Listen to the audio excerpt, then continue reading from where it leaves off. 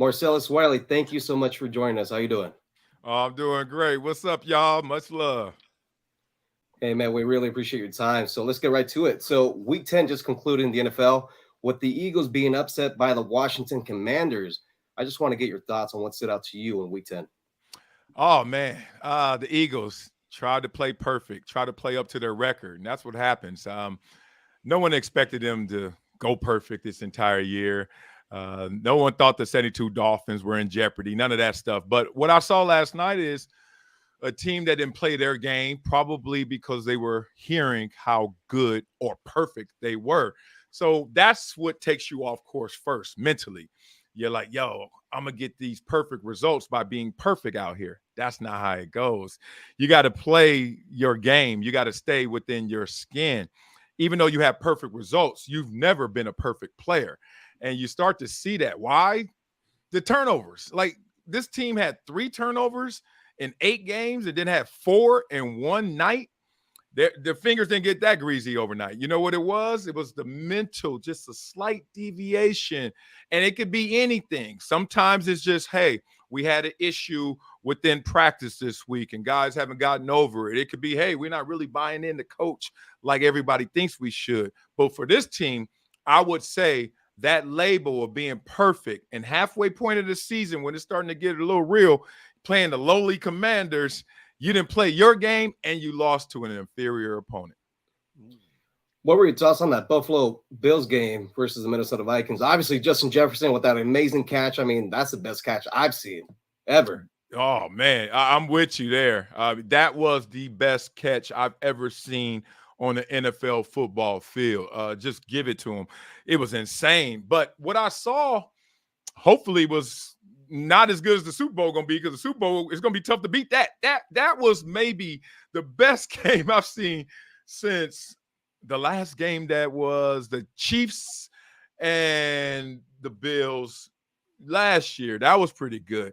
But this game, like Super Bowl level in terms of, wow, the stakes and how many times you saw who won. The Vikings going to win. Oh, they get down to the goal line. Oh, damn it. All right.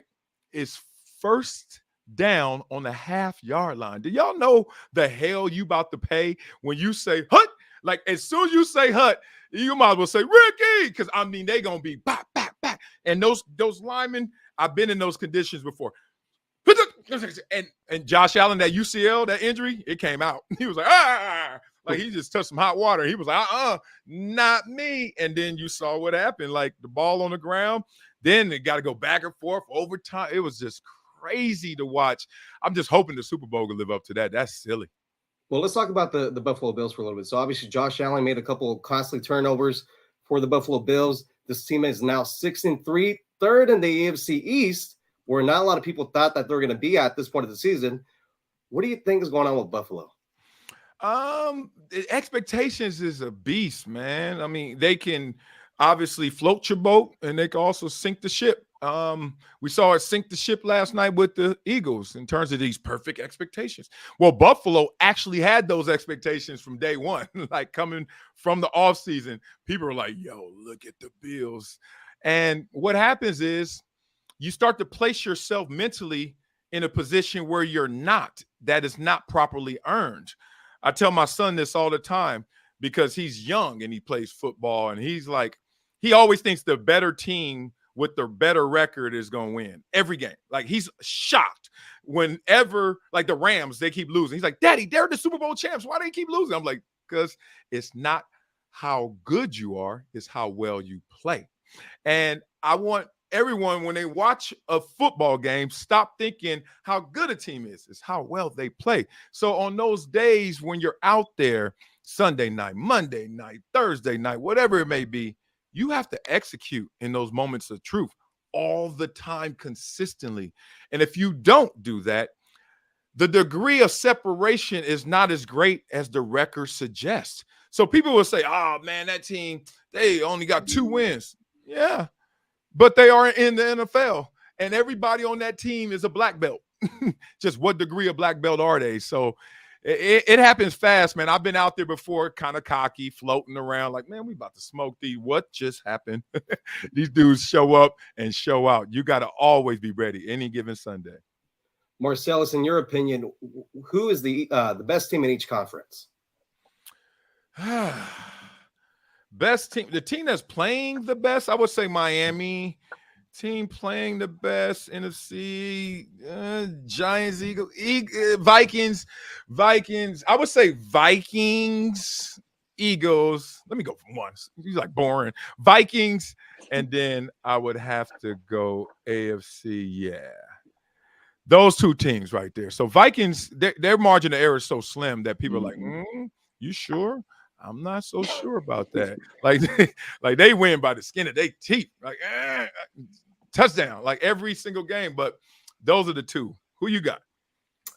Well, I mean, it's hard to argue. I mean, Philadelphia just lost their game last night, the first one of the year. Yeah. I would say Minnesota, but they lost to Philadelphia. So it's kind of, to me, it's a coin toss in the NFC. And then as far as the AFC goes, I think it's the Kansas City Chiefs now. Yeah, I want to say the Chiefs, except like the fact that they're spreading the ball around, that Mahomes hasn't skipped a beat. I expected all this. I said all this. Like Andy Reid is something special. Like Andy Reid used to go out there in Philadelphia with McNabb and no receivers and be like, I got something. You give him T.O., they're in the Super Bowl. And if he doesn't have a broken leg, who knows? They might win that game anyway. So Andy Reid's special. Patrick Mahomes is special. The team is special. But the team, 3 years ago, Super Bowl championship, then Super Bowl appearance, then conference championship. Like, has the team gotten better? They're playing very well right now. I'm not going to slight them, but at the same time, I still have a reasonable doubt to see if their ceiling has actually gotten higher than it was before, because that's hard for me to digest. Excellent points. My last question for you. If you had to pick a dark horse in each conference to represent them in the Super Bowl, who do you think that would be? Chargers. Look at me, Homer. Chargers in the AFC, just because they're so banged up and so hurt. So I'm like, I think it's the Chargers in the AFC. Oh, man. In the NFC, dark horse. Are the Cowboys a dark horse? They get so much attention. It's like it's never dark. But sometimes you look at them, you're like, are they really going to do something? Let's look at these teams. Dark horse? 49ers. I mean, they're one game over 500. Is that a dark horse? Not really. I would have to go maybe Giants. I would say Giants. If you said one team, but they're 7-2. So ain't no dark horse in the NFC because all them teams got good records or above 500, even though you're like, really? Like the Eagles. Perfect. Really? Now you understand. They're not. Thank you, Marcellus. That dude, what's up, man? I like this. What it do? Pastor Rock. Hey, man, I've been trying to get you over for a while. But, hey, man, I know you're busy, man. But I want to appreciate you for coming on the show today. I know you're real busy. But, yes, sir, man. I've always been a big fan since the ESPN days. But I want to start out with Fox, man. What you think about the new look show, Speak? I miss you on Speak for yourself with Acho and the guys. Oh, man, I got love for every one of them. Maybe not Hellman because I don't know him, but he wrote. I mean, I love him. I don't dislike him. He wrote for the Cowboys, so he probably wrote something bad about me because I played for the Cowboys and I sucked. But no, man, all the individual elements, all the individual people I love, man. I love that Acho is standing up, talking his talk. That boy can speak. Literally, pun intended. His film breakdowns are cool too. Yeah, like Acho a whole different dude, man. He an animal with it. And Joy is finally getting her full flex on. That's amazing. For sure. I prefer Shady on I Am Athlete or whatever else. I prefer Shady when he can curse, basically. Like, but he's doing good on there too. That's my dog. And Hellman, all Hellman has to say is, look, the Cowboys. And there are a million views, I'm sure, because he just breaks it down as well. All things considered, though, I don't like the show, really. It's too fluffy for me. Like, that's not what I do. I like to go deep, dark, and heavy. And that's part of the reason why I'm not with Fox on that show. We're still talking about shows and stuff, all that stuff, blah, blah, blah. But I couldn't do that anymore. I've done, like, what do you think? What do you think? What do you think? Okay, next topic. What do you think? I've done that Sports Nation kind of stuff. So it's no slight to anybody else. It's just the fact that since I have done what they're doing, I didn't want to do that again. So I'd rather listen to podcasts than support all the shows out there. Who wins a debate in these two matchups? Skip Bayless and Shannon Sharp versus versus Stephen A. and Max Kellerman. Who you going with? Well, if you could get Stephen A. and Max to even debate on the same side, they might win. you got to crip in the blood to bang together. Like they might do something. It might be peace in this world. The hell, that ain't happening. Who wins the debate? Yeah. That is really interesting. Let me describe it. All right, because Skip is gonna come and hammer his point. And then Shannon gonna bring some flavor, some soul to it, and gonna wiggle it. Where you're gonna be like, all right, that was flavorful and it was strong. But then Stephen A, nobody's the king of the carnival like Stephen A. Like, come along, everybody, get on the ride. No matter if you don't want to or not, you're riding with Stephen A. Like, you're gonna ride whatever Stephen A wave look like, right? But Max got the biggest brain, bro. Like, this dude is an almanac. Like, this dude is an encyclopedia. I didn't watch their show a ton, so I just know headlines of what happened, and I know Max, so I know what really happened, but I ain't telling y'all. But I just know that they're dynamic. Like, it didn't work, and it should have worked because Stephen A can get everybody entertained, and Max is going to entertain but educate.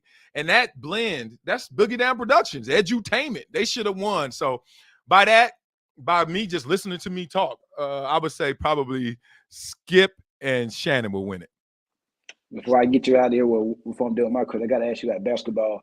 I know you're a big-time Clippers fan. How satisfying and how good is it right now that the Lakers are struggling so much? Man, I'm so used to that. I'm so used to them either struggling or even when they won that bubble ring. They don't beat the Lakers 10 down to 10 straight, I think. Man, I ran out of fingers, homie. I don't know, dog. Dog. That is homecoming. Every time we play the Lakers, homecoming. The thing is, even when the Lakers won the championship, like we still beat them. It's can we beat everybody else? Like it's like I don't even care about. I just poke fun at the Lakers fan because I'm from LA. And it's just this elitist attitude that comes with the Lakers. Like, oh, you're supposed to love the Lakers. You're from LA. And I'm like, I'm an underdog. Nobody thought I was going to be shit growing up. So guess what? I'm rooting for the underdogs. Where the Clippers at? And really, my dad grew up, and in our house, we watched Clipper games. Like, my dad's from Texas, moved to San Diego Clippers, and then it's me. So while I was out there performing, playing Pop Warner growing up, my dad was planting seeds of the Clippers love in me while everybody else was going crazy for the Lakers and Showtime. So it's just that reason. I'm an underdog, and my dad planted those seeds early. That's why I got Clipper love. Appreciate it, Marcellus. Yes, sir. Marcellus, I was telling you in pregame lobby, I have a special respect for you because, I'm a part of Cowboys Nation. And right away you roasted me, man. Hell yeah. you can't love Cowboy Nation and love Marcellus Wiley as a Dallas Cowboy. Like that must be a lot of love for the nation because you forgot about me, boy. I was horrible out there. Real talk. I was sorry. No, I had a lot of issues going on, but it ain't no excuses. Let me tell you what really went on. First of all, I had really fallen off in terms of my physical performance level. Like I had so many injuries. I had 4 surgeries and 5 surgeries in 4 years, something like that. And they all happened right when I was in my prime, right when everybody starts saying, who's Marcellus Wiley? Like my first year in Buffalo, back surgery, still balled out, 10.5 sacks. Broke my foot next year, didn't practice one time, 13 sacks in San Diego, 6 sacks, stomach surgery, abdominal wall tear, shoulder surgery. And I'm balling. Like, let me tell y'all, I'm out here eating. Like, I'm beating cats with 1 foot and no back. Like, and then it just crashes. Like, you make a deal with the devil, and sooner or later, he wants you to pay up. So I kept saying, just give me this contract year. I need this money. I need this opportunity. Yes. Oh, I just got paid and I'm hurt. Please just let me go out there. And so they don't think I just took the money and ran. And, oh, please, man, I'm the man. I'm the team leader. They need me. They let Junior go. They let Rodney go. Then all that happened. Then I go to Dallas, and Dallas is sitting there like Jerry Jones, like, all right, Marcellus, I know you're not all the way gone. I know I can give you a breath of fresh air, fix you. And here's this $5,000 pen. True story. He gave me a $5,000 pen. Like, God dang, where's the pen? I don't know. But it was a $5,000 pen. I was like, damn, Jerry, you really do believe in me. You giving me $5,000 worth of ink. So I'm like, all right, I'm ready. Go to practice. I ain't ready. Man, I'm out there trying to do my best. My body's like, what are you doing? Like, we are not the same. And also, my mother passed away that year. She had breast cancer during the season, passed away after. Can't lie to y'all. Couldn't say it in the moment, but I can say it now. I gave a damn about football. I'm a teddy bear, mama's boy. And when mama was sick, I wasn't trying to play football. And I couldn't play football. So that's my Dallas year summarized.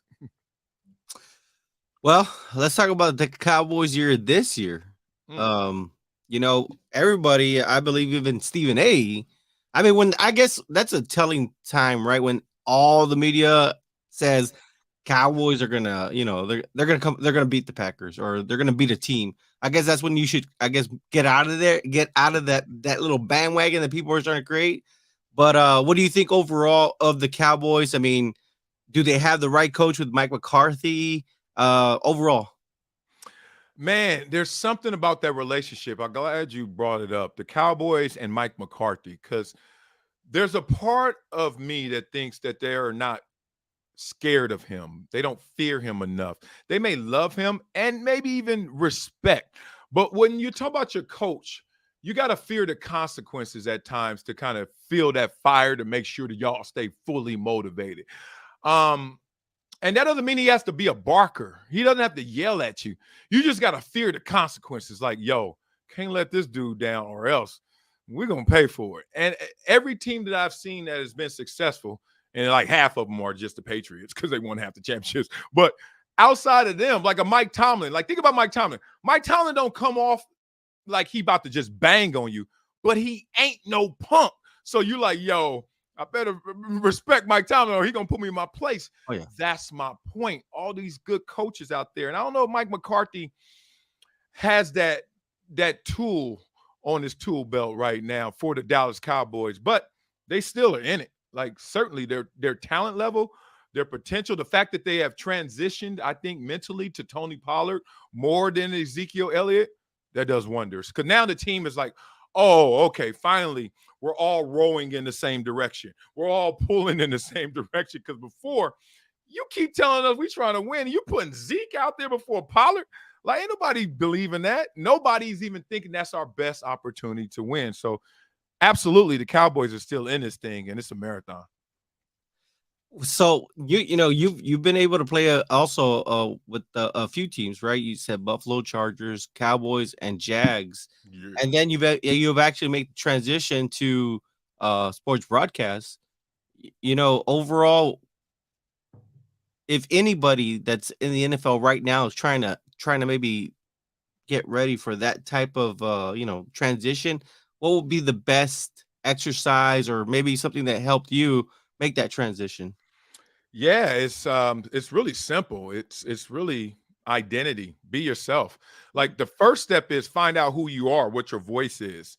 And that's like real work. People think it's not. It's like, oh man, I'm funny or I'm nice or I got a gift with the vocabulary. Like it's deep. It's like find out how you look at the world. Find out how you look at the sports world. Find out where your triggers are. What do you love? Like no matter what, no matter how tired you are, if someone brings this up, you ready to roll. Like find out what gets you going, and also find out what that's in my blind spot right there, or something that I'm not really tripping on. Like really do a self-assessment, self-scout, and once you find your voice, be true to it. Because the broadcasting, when I especially started, and not so much now, like look at us right now, man. We out here chilling. We can do whatever we want to do. It's a different lane. It's a different barrier of entry. But traditional broadcasting, big media, there was a prototype. There was hello and welcome to Cowboy Stadium. Like, cats were doing that, like trying to be mannequins and moving mannequins, and that shit don't work. Like it gets you in, it gets you an audience. And then it helps you lose all of that because people are like, cookie cutter, move, boo. Yeah. So be you. But first, Find out who you are. Man, dropping some facts on that one, man. I'm gonna have to rewatch this one. And for those that are gonna catch this, you guys gotta take notes if you want to get into this content creation space, right? Yeah.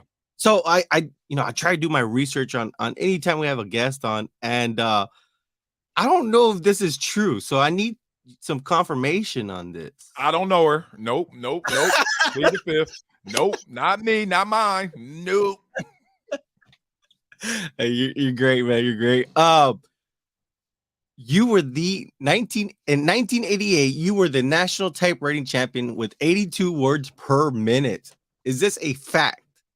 That is a fact, like FAX, facts. And look at these fingers now. Ain't no damn way. And that's straight, like straighten them out. That's straight, y'all, for real talk. Wow. So there's no way I'm typing 82, maybe 8 or 2 words a minute, but not 82. I was asking, do you still have the skills? I know my home keys. Like, hey, Marcellus, I thought you were throwing up gang signs, man. I was like, I didn't know what was going on. Both. Yeah, that's me. Y'all know where I'm from. Let me stop. Nah, never that. I like living. But yeah, man, I was a big nerd, bro. And I was the nerd that fought for his like nerd certification. Like y'all trying to tease me, and I think I'm doing the right thing. Like I'm a baller. I'm the MVP too. But why not be the smartest dude? So I was on the academic decathlon team, National Honor Society, California Scholastic Federation. I was nerd, and national typewriting champion. Why? And let me give you this is a great lesson for people. So everyone's taking this 8th grade elective, typing, easy A, right? Everybody wants an easy A on their report card, take typing. Okay. And it's a good life skill at the time, typewriters, old school. So we're in there. Everyone, week 1, 5 words a minute, the whole class. Week 3, 15 words a minute, the whole class. Because everybody's just giving them an hour, looking at the workbook, doing that. One day it dawned on me. I'm on the school bus, the Cheeto, we call it. So I'm on the big yellow bus, Cheeto, and I'm looking out the window at the same thing that I do every day. Every day on this route, going to school, going home, I look at the same thing. I look at the street signs, I look at the signage on the stores, and I look at for any pretty girl walking down the street, right? Normal dude stuff, 8th grade. Then one day it clicked, like, hey, type out what you see. Real talk. So all of a sudden, Slauson. And in my mind and in my fingers, if you sat next to me on the school bus, you thought I was weird because I'm doing this. Slauson. And that's really how you do it. And then Crenshaw. Crenshaw. Okay. Yeez. Yeah. Liquor store. Gun store. So here's the deal. So I'm in the right. I'm doing that. All of a sudden, guess what? I go to class. Everyone's at 25 words a minute. Guess where your boy is?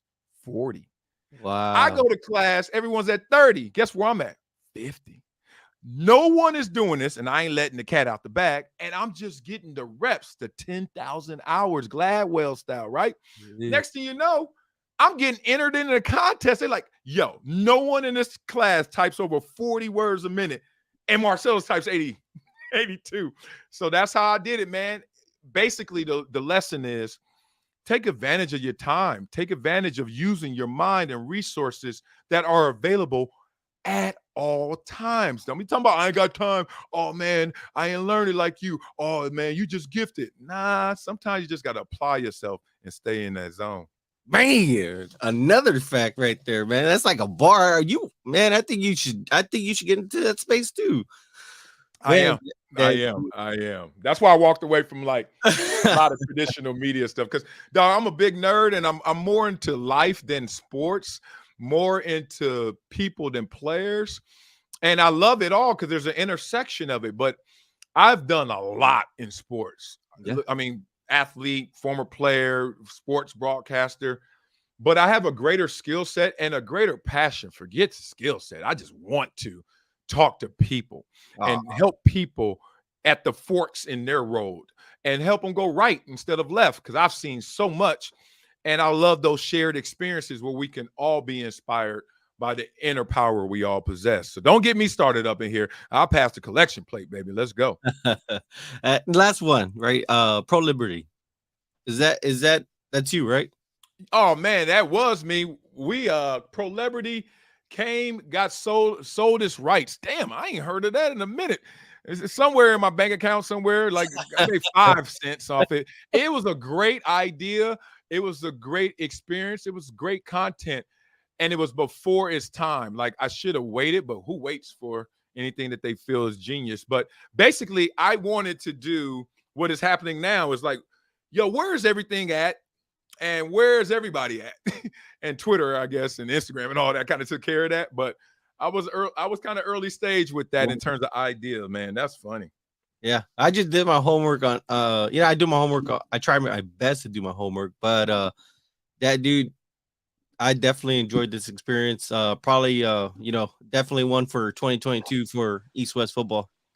Yes, Oh sir, man, it's been love, man. East West football. Appreciate the opportunity, the platform. Kendall, Jerry, Fidel, all you guys, man. Rest in terms of the rest comes from this. And I say R-E-S-T, rest. Like, know that you are out there putting in that work. And I know y'all pushing the content, and I know everybody's out there digesting, and y'all just trying to make it work and connect with your fan base. But also rest and give yourself some props and congratulations sometimes, because in the grind, until we get the touchdown and the 6 points, sometimes we don't give ourselves the props. We don't give ourselves points. So y'all just rest sometimes. I've been seeing y'all be grinding, like rest too. And that's how you grow. Like if you break down a muscle, you break down anything for it to heal and to be bigger and stronger, you got to rest. So don't forget that word as well. Marcellus, really quick before we let you go, I do have one more question. Or I said rest. Let me stop. All right, so you have a newer podcast. It's called More to It. I actually heard the episode last night with Sean Marion. Really great episode. Just so we can tell us a little bit more about how that podcast came about. Yeah, it's a podcast I have with iHeart, Dan Patrick Network partners. What I want is to talk about every story, experience, and get to the layer, because it's deeper than just what we see. It's more to it. I talk to and about athletes, entertainers, influencers, about their journey to success. And what were their motivations? What were their pitfalls, their downfalls? And also just to be encouraged, because there's more to it than just that simple layer of success. So we just go deep. I just go deep, whether there's a guest on there or not. We're going to talk deep about every subject, everything that we all are out there digesting, because we know there's more to it. All right, Marcellus Wiley, thank you so much for joining us. We look forward to catching up with you in the future. All right, man. We'll do it again. I'm about to go rest. Peace. Take care. Thanks. All right, brothers.